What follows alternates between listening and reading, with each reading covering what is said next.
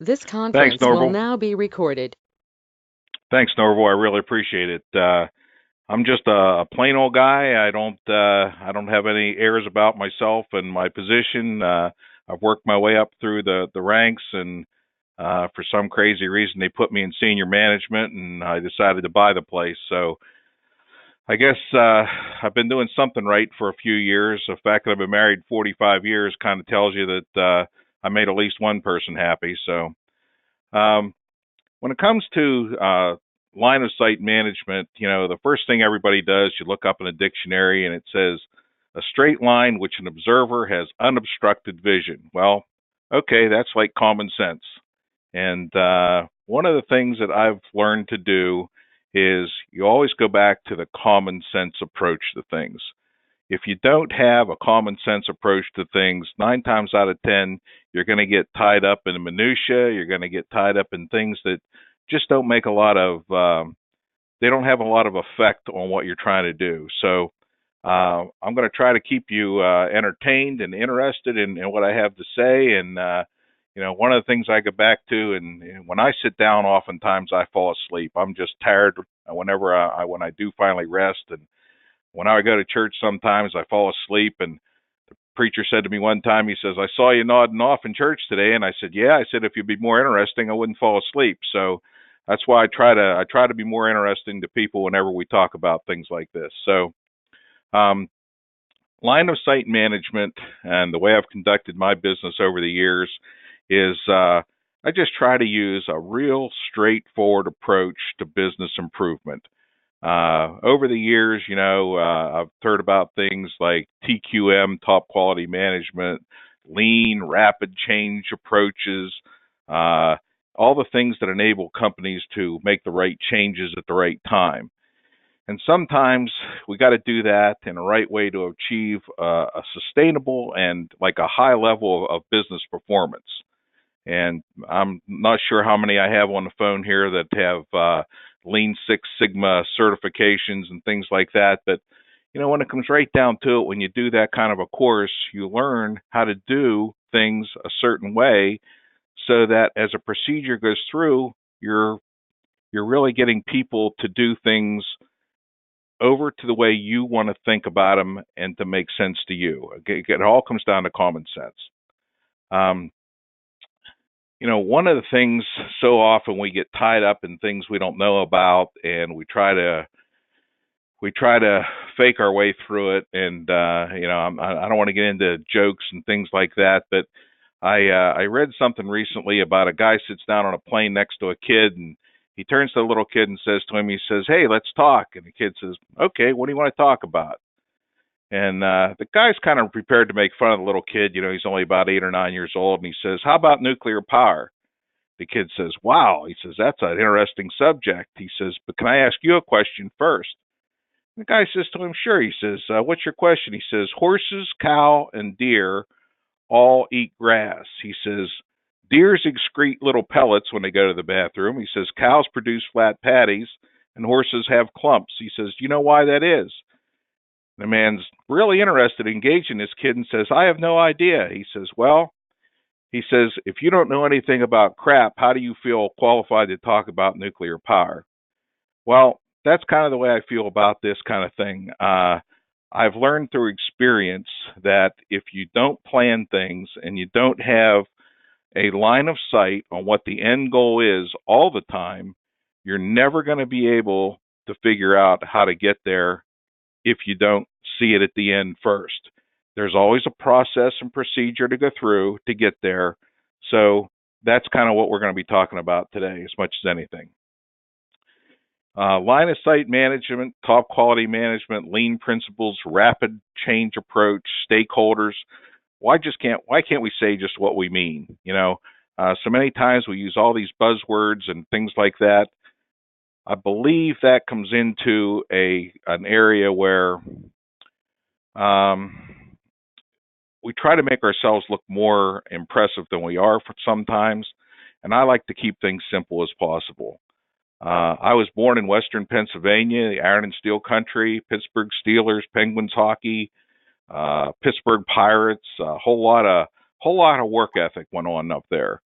Industry giants like Andrew Carnegie, Henry Clay Frick, Charles Schwab, just to name a few. You talk about line of sight management, these guys wrote the book. And in Andrew Carnegie's case, he literally wrote the book. My parents were also in the iron and steel business, and not the way you might think. My mom ironed all day and my dad would steel all night. So that was the kind of way we were that way. But my father was actually a heavy equipment operator and ran various kinds of like heavy equipment. And my mom was a simple housewife. But, I grew up on a farm, what we called a gentleman's farm. What that means is my dad owned the land. We rented it out to a real farmer. And but I did learn about caring for animals, daily chores. I did not know it at the time, but what my father did use was line of sight principles. He always kept the focus on projects and was always with the end result in mind, as a powerful way to make sure things were completed the right way, because he was not an educated man at all. And so we did things called what he used to refer to as the farmer's way. Um, you mow the grass, you trim the walk, you sweep the clippings, you get it done before supper, and if you didn't, he'll make you wish you had. That's kind of like rewards and consequences. Uh, Orders were given with real uh, clear things, clear evidences of way we're supposed to do things, and you know, uh, as the next slide says, continuous improvement is better than delayed perfection. That came from Mark Twain. A lot of things that Mark Twain said were very tongue in cheek, but he did things in such a way to make sure that people were got the point through humor, but he did things in such a way that they made a very, very strong point. So as we go to improve our processes, we want to make sure that even though it might be, it is better than delayed perfection. So just enough on that. Um, I don't know what your political views are, and I really don't care. It's immaterial, and that's why I put the first slide. It says, my views don't necessarily represent those of the people I quote. But the bottom line is, we have so much room for improvement. Every aspect of our lives must be subject to an inventory of how we are taking responsibility. As we're going through these things today and making sure that we have line of sight management ideals and things, we do have to be sure we're taking responsibility and not just saying, well, I need this or I need that, and it's not an acceptable way to get it. We have to learn that we have to take responsibility for the things we're asking for as we're moving forward. When I started out as a young man, I started out as carrying groceries. Oh boy, sorry, I moved my slides there. I started out carrying groceries when I was about 13 years old. I, take the groceries off the counter. The cashier would enter the cost in a register, put them in a bag and carry them out to the customer's car. I had a job. I put as many groceries in his bag as possible and carried it to the customer's car. It was line of sight in the most basic form. I know some of this stuff sounds so elementary, but as we think about through the things we've gone through in our lives, we understand that we make these big words out of things, but it's not necessarily as important to use big words as it is just to keep our mind on just the simple and elementary things sometimes. In 1972, only 30% of my graduating class went on to higher education. Coal mines, steel plants were booming, and if you got to one of those places, you retired from there. It was also a time when you didn't ask a person where they worked; you asked them if they were working. I attended a tech school in Pittsburgh. After graduating, I was convinced that trade was better than a college. I thought that my future was all lined up. I'd studied electrical, refrigeration, appliance repair. Individually, each one of those things each individually, each one of those things had its own separate career path. But well, got a little noise in the background there. Anyhow, there was a little bit. It seemed like there was a way to from a secure, complete education. I own my own electrical business, hold franchise and selling log homes. Hold on just a moment, Bill. Yeah. Let's see if I can fix that.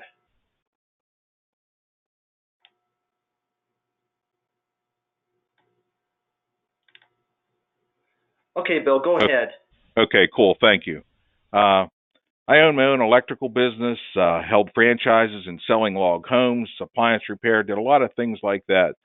But today I'm managing partner here for the company that has 47 employees, and we have very good customers with very good referrals and lots of business. But one of the things that I've found is, so many people say, the most dangerous phrase in the language is, we've always done it this way. It's said by Rear Admiral Grace Murray Hopper.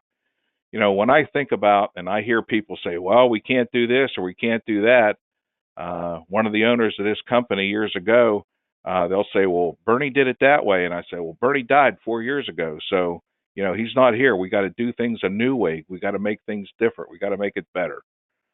When I took over this company, we had 20 distressed vendors. That was a vendor that we owed money to over 90 days.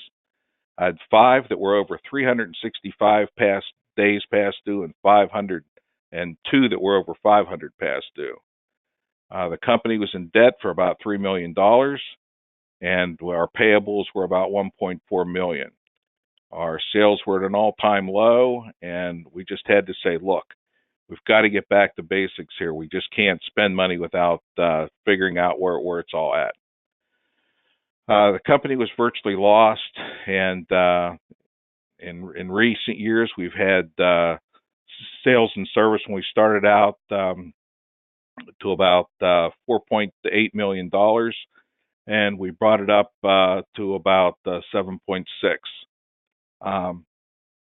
The whole thing it was through line of sight management, and we kept going and looking back at the basics. I mean, we were paying hundreds of dollars a month just for a coffee service for 40 people, whenever we can go out and buy coffee at Costco or wherever and not rent the machine. We've got it down to about $25 a month. I mean, I know it sounds simple, but a few $100s here and a few $100s there, it all makes a difference. Ben Franklin is one of my favorite authors, and I take a lot of quotes. Without continual growth and progress, such words as improvement, achievement, and success have no meaning. Only recently, and I say recently, did I understand that TQM, Talk Quality Management, refers to it should say the common sense approach. What we've done over the years is we have to break it down and figure out, why top quality management or line of sight, how to break it down. It comes into basically 5 principles. We produce quality work the first time, focus on the customer, have a strategic approach to improvement through continuous and encourage mutual respect to teamwork, and practiced by all employees. It can't just be by 42 of 45 or 42 of 43. It has to be 100%. And one of the sayings that we have around here, you either change the people or you change the people.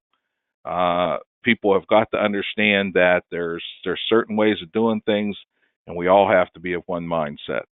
And I believe that's one of the main things that we have to do in this approach. We have to keep looking at these things. I sold one of my businesses about 15 years ago, and I just got a call in the last year from one of those former customers. Now, again, I sold the company 15 years ago, and they said they needed a service call. And I said, well, I haven't owned the company for this long of a time. And they said, well, I haven't had a service call for I sold burglar alarm systems to homes and commercial places. And this is the first service call we had in all that time. 16 years and not one service call. We installed things right the first time. We didn't have to go back and look at it again. I'm kind of going through here. I know we have some time restraints here. I was told I only have about 40 minutes, 45 minutes, but does anybody have any questions at this time? I guess we can put it on the chat area here. If you do have a question, we can, continue to move forward here. But if I don't see anything in chat, I'm going to go ahead and keep going on. One of my customers that I had, we were doing an alarm installation, which has nothing to do with, carpentry or anything like that. And the customer said they needed a shelf fixed. They had a large garbage can that they couldn't lift. And I had my guys go out and actually, empty the garbage can, fix the little shelf. It took, one screw and, 5 minutes of their time. And it was so easy to make a customer happy.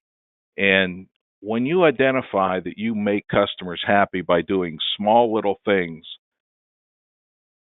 you don't really get into problems with a customer. You're starting to build that emotional bank account.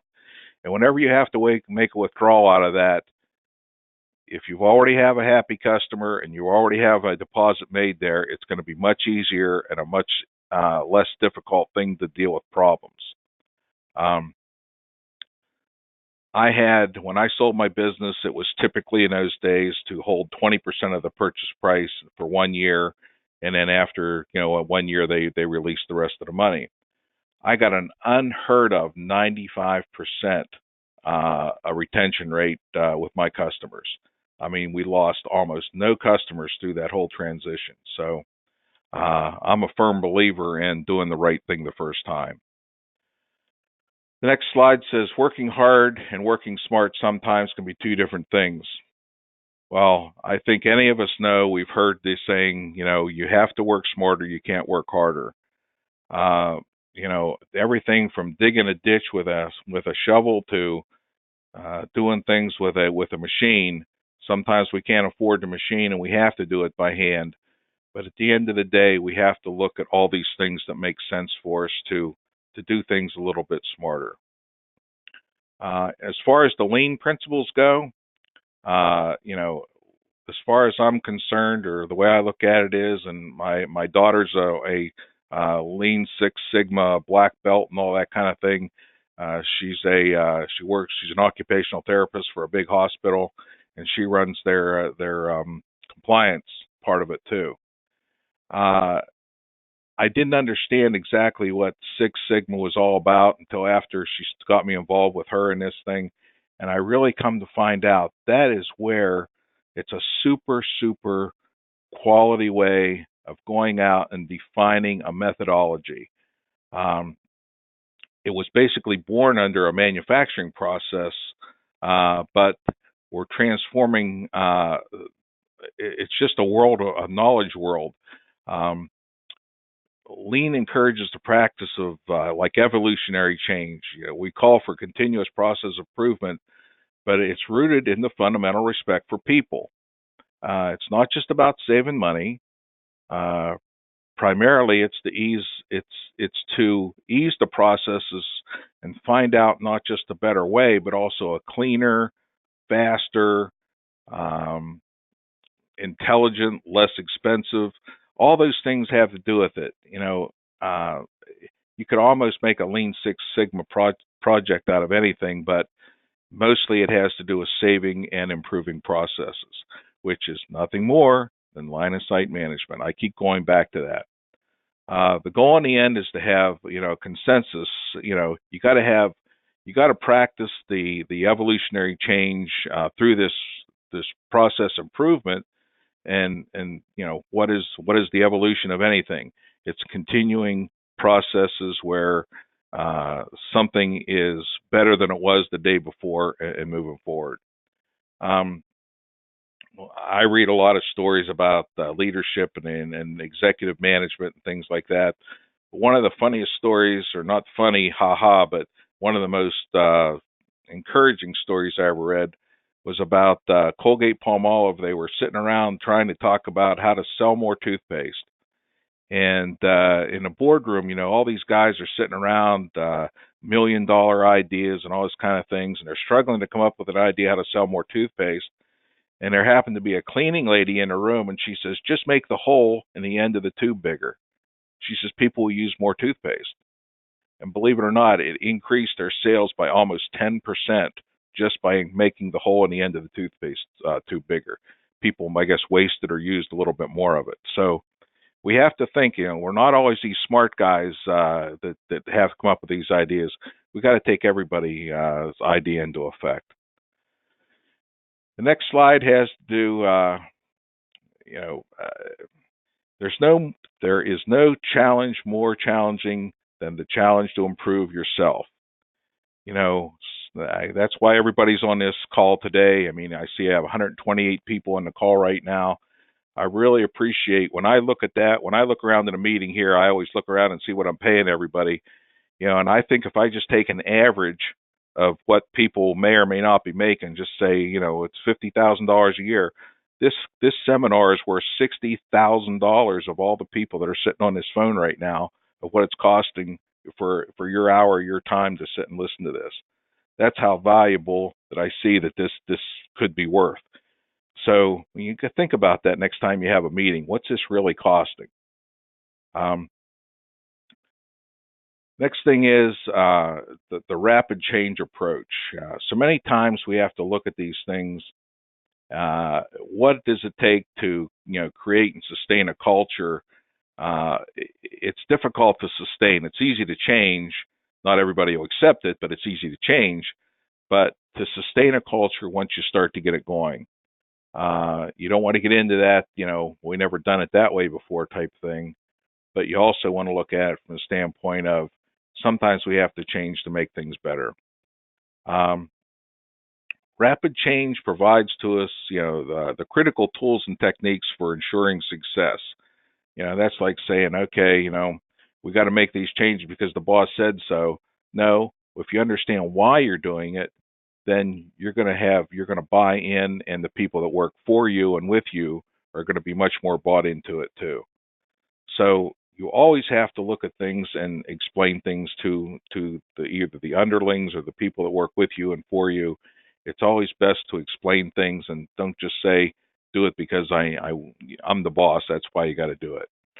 I'm a very impatient leader, and I want change, and I want it now. Usually, I don't like to sit in a meeting and when I get up from a meeting here, I usually have an action plan, and I have time and days or hours associated with that meeting.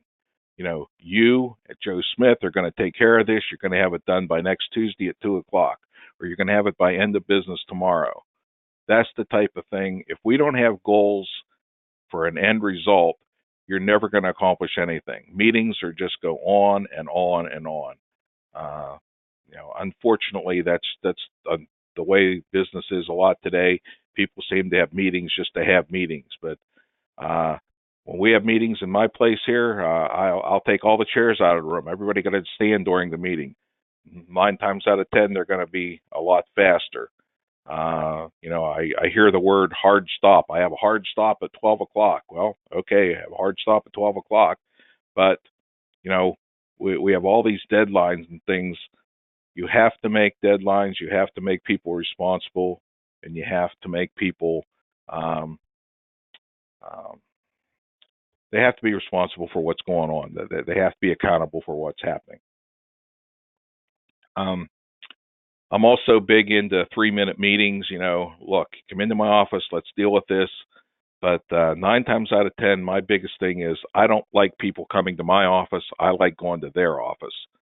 I can save time. I can save a lot of energy. If I go to their office, I can leave when I want to. When they come into my office, I don't want to be rude and say, hey, you got to beat it now. That's just not fair to them. So I kind of like going out to other people's places. The next slide is almost all quality improvement comes via simplification of design, manufacturing, layout, processes, and procedures. From Tom Peters. I don't know about you guys, but we've always heard this is the KISS, keep it simple, stupid. It's it almost goes without saying whenever you're looking at simplified line of sight management or going back to basics, it always makes sense to go to the lowest common denominator. Albert Einstein said, and this is not one of my slides, but he said, make it as simple as possible and no simpler. Well, that's pretty deep if you really think about it, because you have to make things so that everybody understands it. And if you can't explain it in a few words, you probably don't understand it really well yourself. So when it comes to rapid change about things, we need to understand the processes before we get into it. We understand our people. We have to understand what our goals are and things along those lines. One of the things that I find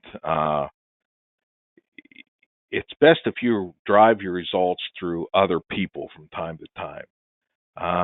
You can make people happier, and you can improve their way of looking at their work with your company. If you're in leadership, if you own the company, or if you're in a situation where you manage people, if you can let them have credit for the things.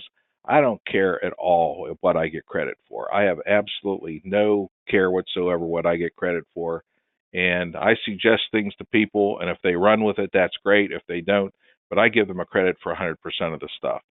You will find how effective you will be if you do that with your peers and with others.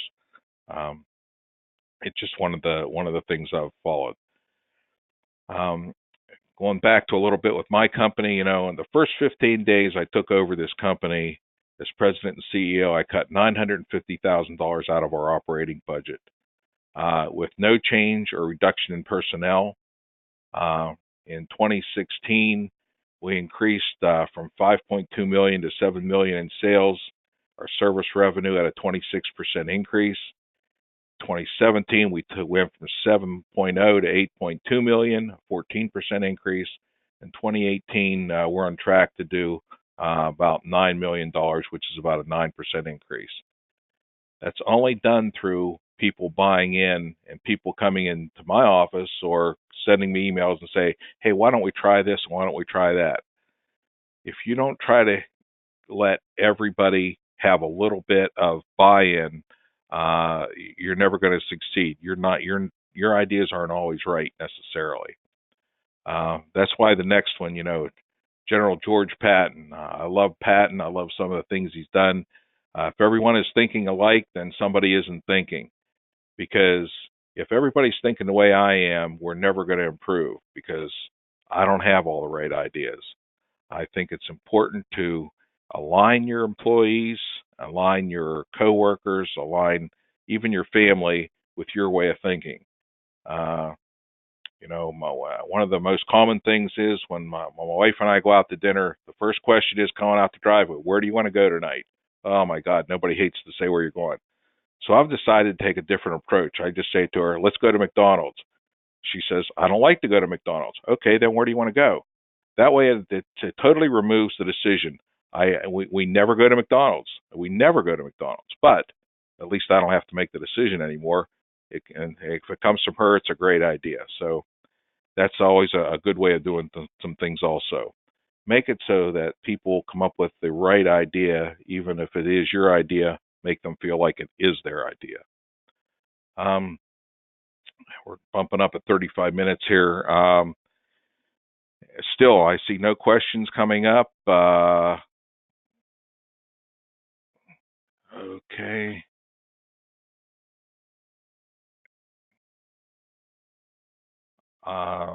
Okay. Sorry about that. I'm looking at my other things here on the screen. I don't know how many of you have ever read Sun Tzu. Attack is the secret of defense. Defense is planning the attack.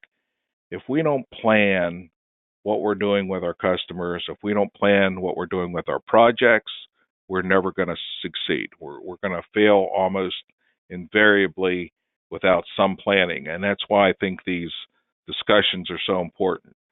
And by going back to basics, that's where we're going. You have to start with the basics. Um, it doesn't always come from playing golf. It doesn't come from taking customers to lunch. It doesn't come from gifting your way to sales goals.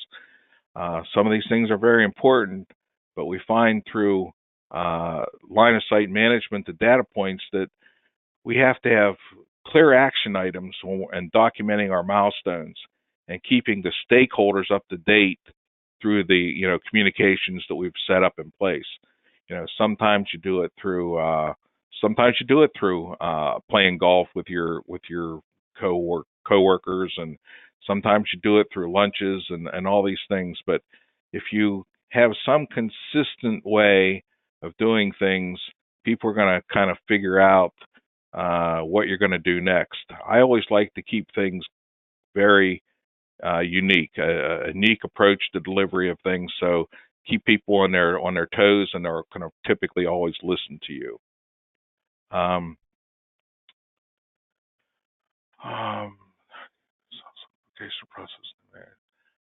a question I have up here is, how do you sell the simplification of processes to management? Mostly the changes come from external auditors. I guess the thing is, when it comes to auditors and people that feel that they have greater authority over your position or influencers in some way, you have to bring it back to, again, I hate to say it, back to the elementary side of it, back to basics. Bring it back to something they understand. When I have to go to my board of directors here, I go to them with ideas that I know that they're already bought into. I don't know your auditors, but in the case where an auditor, they're people that have two crayons in their box. They have a black and a white. It's one way or not. There is no gray areas to typically those folks. So if you know that up front, and if that's the way you're going to, if you know that's the person you got to address, you got to talk in their language. You got to put it in terms that is ones and zeros to them. It is black and white. If you don't do that, you're going to fail almost every time. And then you have the others. I mean, we've all heard about the things where you have different types of managers. Some are like dogs, and some are like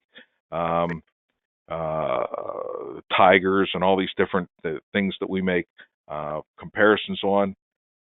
If you do this kind of thing and you know your audience, you're going to be able to talk to them, but you have to be able to be smart enough, and you have to be able to be flexible enough to make those things happen and talk to their level. I don't care if I'm talking to a janitor. I don't care if I'm talking to the president of a bank. You treat everybody with mutual respect, honesty, and one of the sayings we have around here: you'll never get fired if you don't lie, cheat, and steal. As long as you don't lie, cheat, and steal, we won't fire you. There's times things get a little lean that we have to worry about dollars and cents, but we're always going to try to find a way to keep from letting people go. We let people go through attrition, not through those kind of just quick responses. So, in answer to your question, the best I can say is know who you're talking to when you're trying to sell something. You sell something different to an auditor than you sell it to your management team versus your operations department versus your service department. I mean, everybody needs to hear a different message, and your job at the top, or where you're through project management, you're going to have to be able to decide to be able to sell to them on that level. Asset management, that's another part of this. It's very important. I know, there's a link between the abstract goals, the standards, the actionable solutions, the insight, foresight, oversight, hindsight. We have all these different things, but the bottom line is, let's connect the dots. my wife will come into the room and say something to me, and I say, "Where did that come from?" She said, "Well, let me connect the dots. Here's how I come up with that." That's what you have to do to get the management to buy into what you're trying to say and how you're going about this. Um, uh, the longer the time to value that you have in these situations with an action can affect very much how it impedes the output from what you're doing. You have to look at things and, if this is going to take me a long time to get 4 or 5 pieces of data to show to my managers, sometimes it isn't worth it because they're going to forget they even ask a question 1 hour after they ask it. And you may have spent a day trying to get information. So if someone's asking a question, more often than not, you're better off to say, did I understand you to want this? Because sometimes they're asking a different question than you think they're asking you. So it's relatively important to get things defined. So that's kind of the way I look at the asset management part of it. I'm going to jump down here a little bit because I'm running a little bit long. I think we have to start looking at things like, when people come to us with an idea, it's like the next slide shows you, the guy's trying to show them how to invent the wheel, and you're too busy to looking at what you're trying to do. You have to go to these things and say, sometimes other people do have good ideas. I know my job is this, but it's way more important to be listening to everybody's aspect, kind of like the lady with the toothpaste. Work smarter, not harder. We kind of covered that a little bit. It's just crazy to me how we let things happen around us so many times and we're not paying attention. Your child can be talking to you, your son, daughter can ask you a question, and it sounds like such a stupid question to you sometimes, and you're thinking, boy, where did that come from? And more often than not, they've taken that question because something they've seen from you, and you know more about satisfying that child's question than anybody possible, because that question came from you in a roundabout way. So think about that whenever you have to answer your auditors or senior management. You got to ask them, why are they asking a question sometimes? Maybe a whole lot easier to answer their question when you know why they're asking that question. So go about things, work smarter, not harder. I'm running up, bump up against 45 minutes here. If you have any more questions, I'm certainly happy to answer your questions. Anybody has anything, I'm open for discussion. Norval, you want to jump back in here at all? Yeah, I'm right here, Bill. Folks, if you do have questions for Bill, please go ahead and type them into the chat box. We do have time to take questions, about 15 minutes or so until we get to the top of the hour. One of the things that I, look at, because we're in the bank equipment business, is we look at robberies and we look at how things go about, effective burglaries, effective break-ins, and things like that, because that's our business here. When we see things like people robbing a bank, if they used a good process and procedure, they would be much more successful. They're not looking at all the aspects of robbing a bank. That's why whenever we see people do those kind of things, they're typically not highly educated. They're more motivated by drugs or something along those lines. Be very thoughtful about that the next time you go to do something. Think about, what are the consequences if I do it this way? What are my thoughts about employee appraisals and how often should it be done? Well, we have a policy here that everybody has to be done once a year, and I feel when we do an appraisal, we give the the employee the same form that the employer or their department head is going to fill out, and we let the employee put down how he thinks he's doing in these aspects, and their manager. And I would say the numbers probably bear itself out to 75 to 80% of the time, the employee is much harder on himself than the manager is. So why do we, how often we do them? We do them annually. We do a formal one annually, I should say, and then we do a one for their, we do a performance review, and then we do a one for financial review that they may get a raise because of just the annual cost per living or something like that. So there's actually two reviews we have with them, but they only get one increase a year, or one time a year we do that. Maybe I'm not going through these questions. Okay. Yeah, there was another one earlier about you're mentioning 5 points at the beginning. Could you restate what those are? Apologize, I don't have them internalized here, so give me a second. Yeah, it's David's question.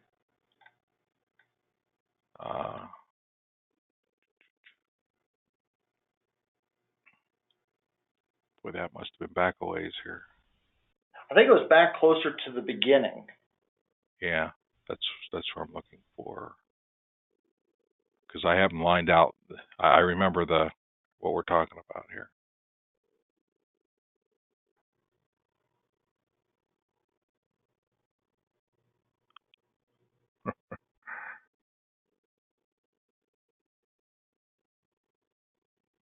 Isn't it funny, whenever you try to do something quickly, you can't find the information that you're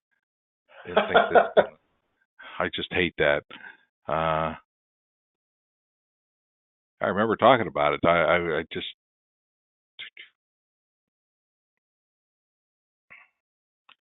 well, I'll tell you what, let me get back to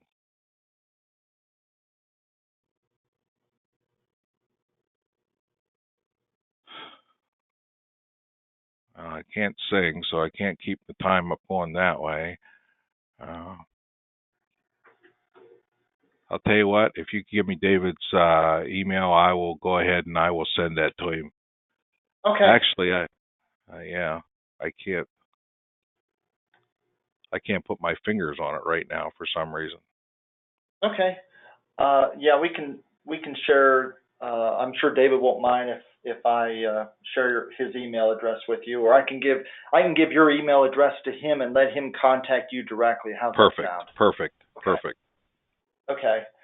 We're going to go ahead and move on to the next question. Payush, I hope I'm pronouncing your name correctly. Payush is asking for examples of making communication channels effective with employees.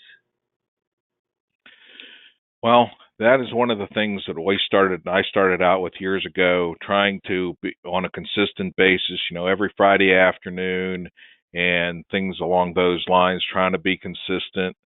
And I found that, and I think I said this earlier, if you're consistent and say every Friday afternoon at 5 o'clock, oh, okay, that's Bill's 5 o'clock message, they blow through it.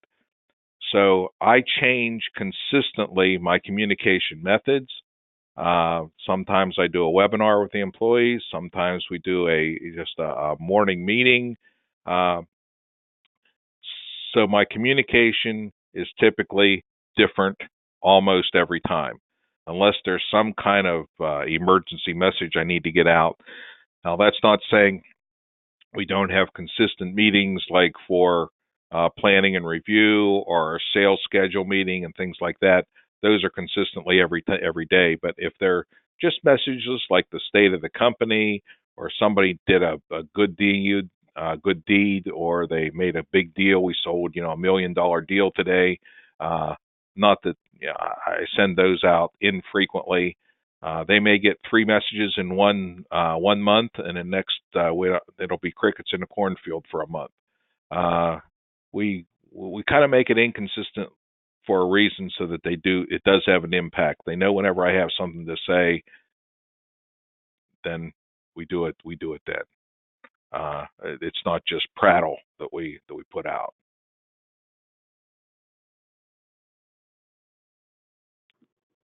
Okay. Other questions that you may have for Bill?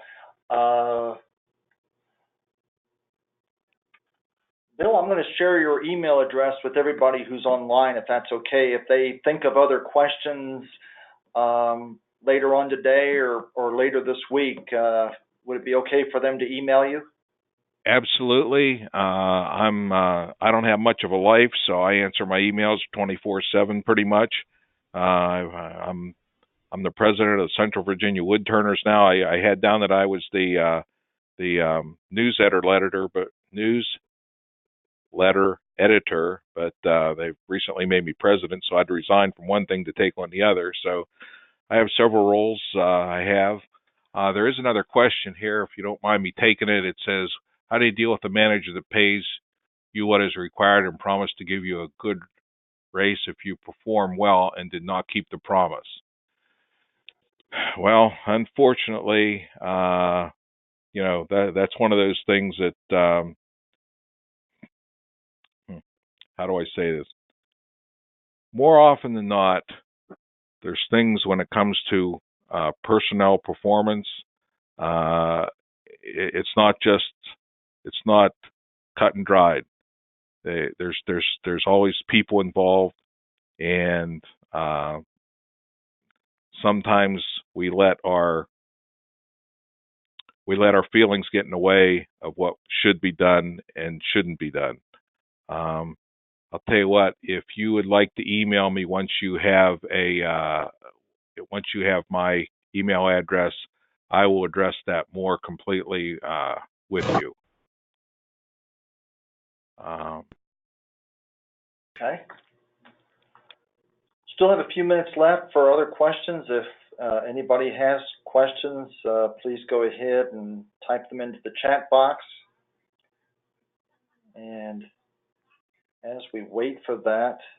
How often, I see you have like 3 meetings a month, or three of these a month, is that correct? Yes, we do try to offer 3 a month, so that way if somebody misses one and is able to make another one, that they have a little bit more flexibility. It also allows us to have more opportunities for different topics that may appeal to different folks' interests. Okay, cool. Well, like I said, you can share my email, and I get about 250 emails a day for whatever reason. And there's some things are just data that people send me, but if you send me an email, I certainly will try to get back to you. I try to answer all emails usually by the end of business every day, but sometimes it takes me into the evening or the next day to get to them. Okay. Well, we're looking here for additional questions, not seeing any at the moment. One reminder here that next week, a week from Thursday, which would be January 24th, the last webinar for January will be Understanding Personal Branding with Jenna Lazenby of B2C Enterprises. She's in the Roanoke, Virginia area. So someone else from Virginia presenting next week. So looking forward to that. We don't have any other questions, it appears, Bill. Did you have any closing comments for us before we wind things up for today? Well, the biggest thing is, and I get around here with my employees from time to time, and they say, we're big on documentation, we're big on data, we're big on information like that. Until I understood the value of data and collecting information, your management team, your owners can't make good decisions without good data. So as you're going through, keep it simple. Like I said, keep things very simple, keep it elementary. But I think the biggest thing is try to answer the question that's being asked. I get through this all the time, where people ask questions and then you answer them, you think, well, that's not the question that's not what I really wanted to know. So listen to their question and answer the question they ask, and be sure you understand it. That's probably the biggest thing, that whenever you're trying to go through line of sight management, common sense approach to the thing, just be sure you understand. That's probably the biggest thing. Okay. Sounds good. We're going to go ahead and wrap things up here for today. We don't have any other questions. So I'd like to thank Bill for presenting for us today. Thank you, Bill. Okay, well, if you need anything else, please use my email address. Thank you. Great, thanks. I'd also like to thank everybody again for joining us today. And as a reminder, our next webinar is next Thursday, a week from this Thursday on the 24th. Hope to see many of you then. Until then, we'd like to wish everyone a great rest of the day, and we'll see you again soon. Thanks. Bye now.